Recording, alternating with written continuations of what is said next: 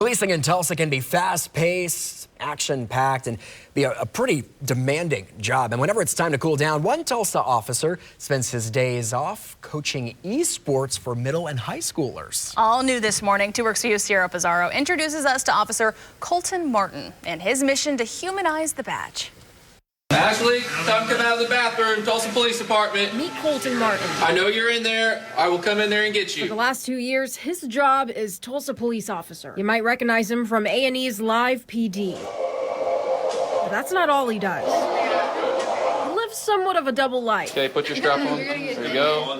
And this one, There you go. he can take a load off. When you're out patrolling, everything's a little more high, you got to be a little more up on your toes because, things can take a turn at a sudden notice.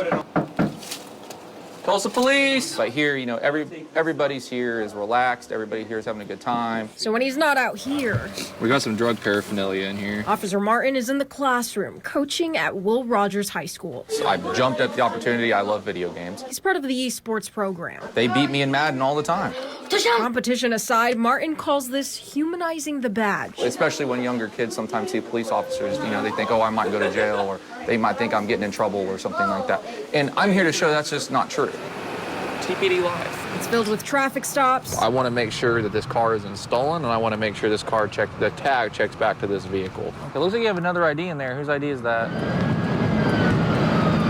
Go ahead and start me another unit. On rare occasions, shootings. What we're looking for is just blood, anything that might indicate that somebody was shot. And house calls I felt the same way when I was 16. that can turn into teaching opportunities. As long as you're living with mom, you still have to abide by her rules. It's the same patience and understanding he takes to class. So I love to play video games as much as these kids do.